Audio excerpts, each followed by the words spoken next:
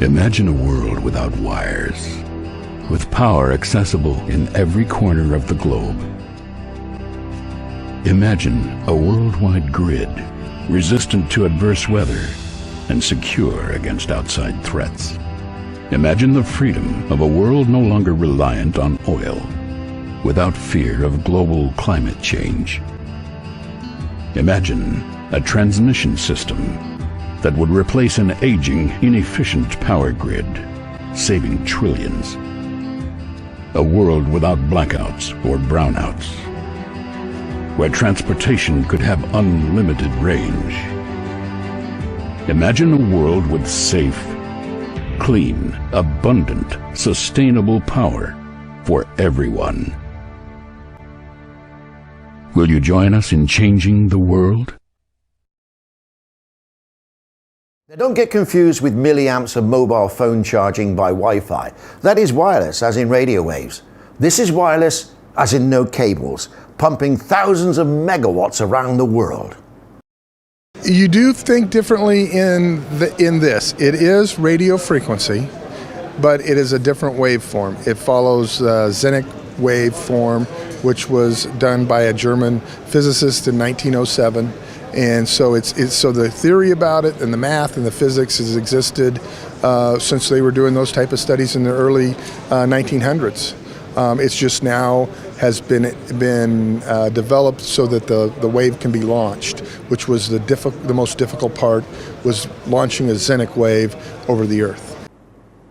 Daniel is referring to a chap named Jonathan Zenit, who died in 1959 after a lifetime study trying to figure out how to propagate power using the Earth's surface as some sort of abstract waveguide, using the ionosphere up there and the Earth down here itself. But don't get too involved in that, because your head will go literally into space itself. It is very complex. Nikola Tesla, you've all heard that name.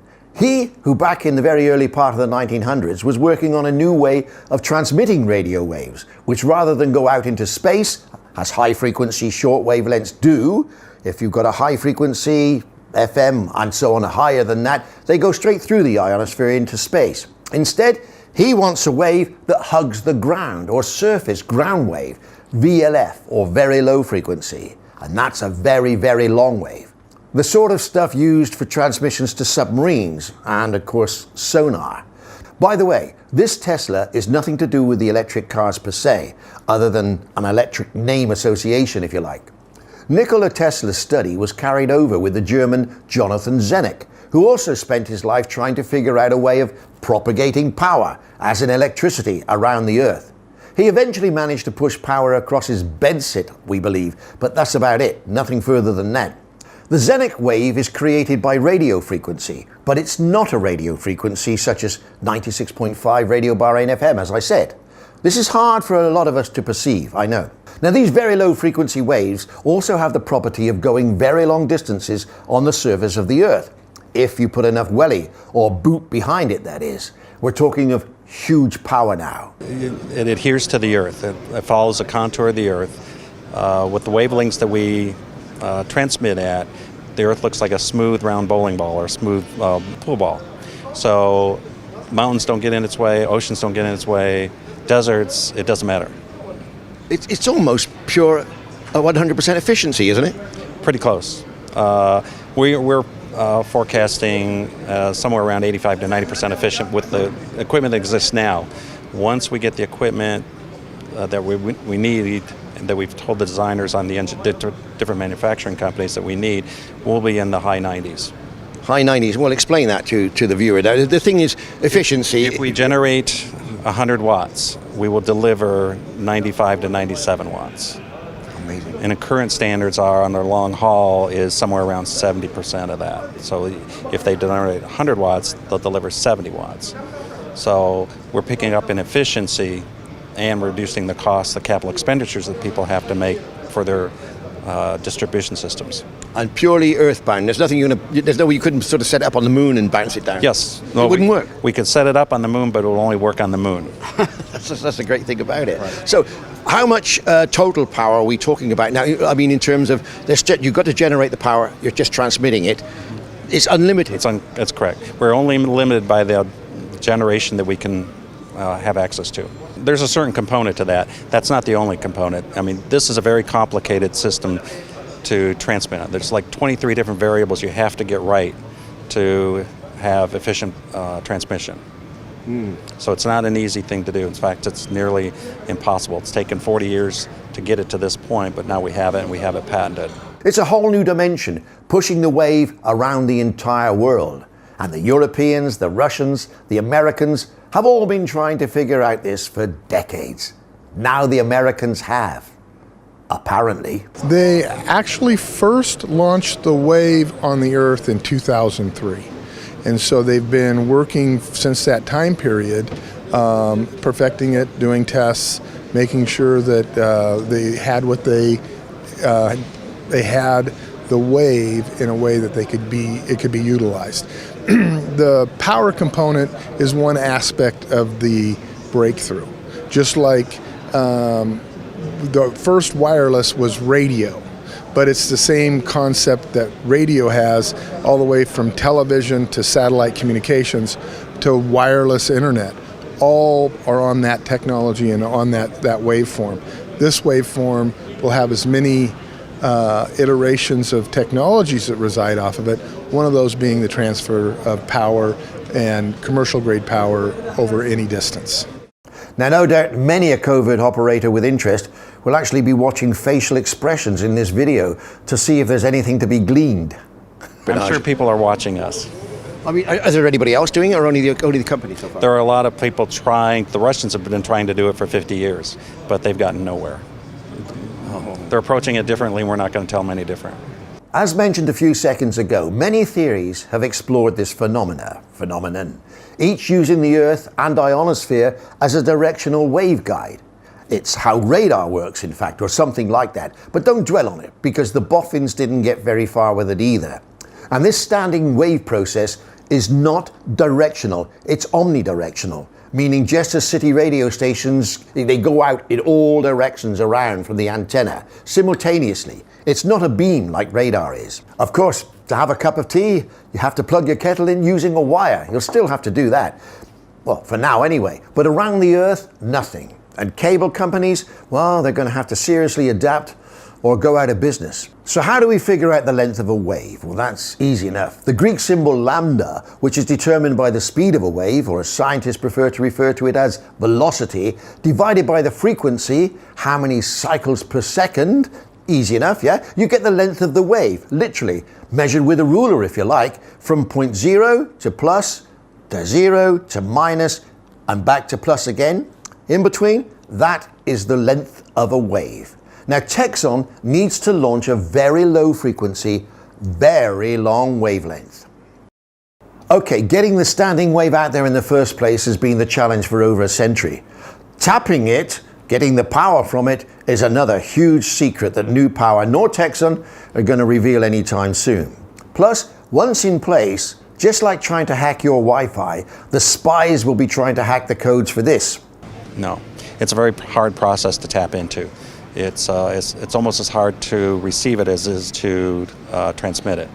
So in addition to that, it's subject to the same encryption and decoding that any other RF, radio frequency is subject to. So all the encryption, the data skipping, the frequency hopping, all the other technologies are directly applicable to this. Speaking conventionally, wireless as a word is a bad analogy, because a standing wave, as in say an FM radio transmission we were talking about, which is electromagnetic, would be a disastrous situation.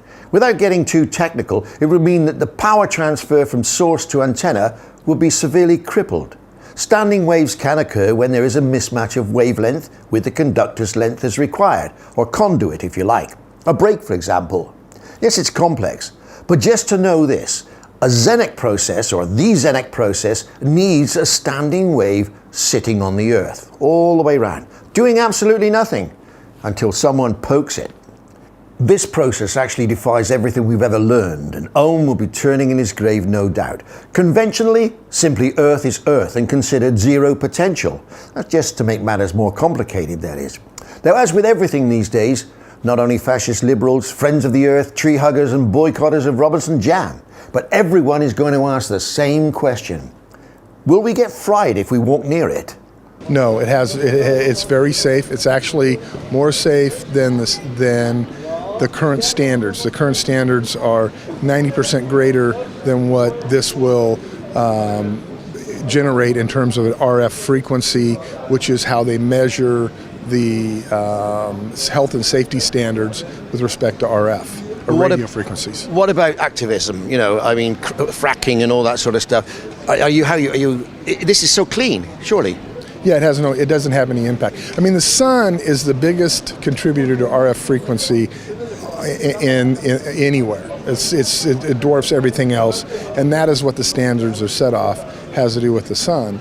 So when we're talking about where we're going to be in that component of RF exposure, we're way below the current standards that exist. So there really isn't any safety concerns. There's no shock hazard. There's none of the other things that would come, as you would think of, with electricity in the way this is being transported from the generation source to the receiving source. Once you reconvert it into power, then you have all your electrical issues of shock and those things. But those are all current things that you deal with in the substations and delivery from the point to your house anyway. Of course, electricity for all intents and purposes travels at the speed of light, pretty close anyway, so near instantaneous around the Earth as it goes. We can't see it, but it's there. So what does this look like? There is no beam. It's omnidirectional. It's just a standing wave that resides on the Earth that until you put a draw on it, there's no effect. Well, it's getting frightfully complicated, isn't it? Well, let's see. We've all seen little dicky birds sitting on pylon wires, but they don't get a shock because both legs are sitting at the same potential or voltage pressure. Hence, current passes along the line harmlessly, harmless to them, indeed. Now, if you touched that bird while you're standing on the Earth, you reached out for the bird and you touched it, well, you could both say goodbye. Bye-bye with a very, very hot flush indeed. The current is said to flow from negative to positive, or the other way around if one thinks conventional and semiconductor physics. It doesn't really matter, providing your circuit is the same throughout. Change it around halfway around and all sorts of worries you've got there. There is a thing called a potential difference between positive and negative. Now in reality, nothing actually moves as such. It's all charged particles. Current kills you, voltage will just burn you. Now one wonders that if this standing wave started moving, what would happen? Well, in theory, nothing. We are at Earth. Earth potential, zero potential, conventionally. It's weird, isn't it? So Bahrain wants this form of transmission, and obviously rich countries who can afford the investment, think quick, will really go for supply, building huge nuclear power stations to feed countries less fortunate that might be thousands of miles away. Of course, they'll make pots of money in the process. And not an expensive cable in sight. Imagine New York powering London, Bahrain powering the rest of the Gulf and beyond. Whoever gets in first with the investment. Who needs to sell oil after that? Send out the power and bring in the revenue. The potential? Mind-blowing. In theory, yes, you would do that, but I don't know why you'd want to do that, but you could theoretically do it, yes. Well, if you run out of oil, for example, or... but if a lot of countries don't want all their power coming from one place like Texas. You want it coming from a lot of different places around the world. So you don't know where the electron came from. We wouldn't rather have it coming from Brazil and Canada and Australia and have a mixed bag of all right, we can have it from Manitoba. Yeah, that's true too. I mean, I don't mind, but the thing is, you're talking nuclear generation now. They've got its fission. Now, you've discovered this, you've got this far. What if someone tomorrow has a stand here and say, we've cracked fusion now, we've cracked fusion? Then you'd have one power station in the world, wouldn't you? You wouldn't need any more. They'd be billion, trillion zillionaires, wouldn't they? In theory, but they'd still need us. To transmit it. So we're happy too.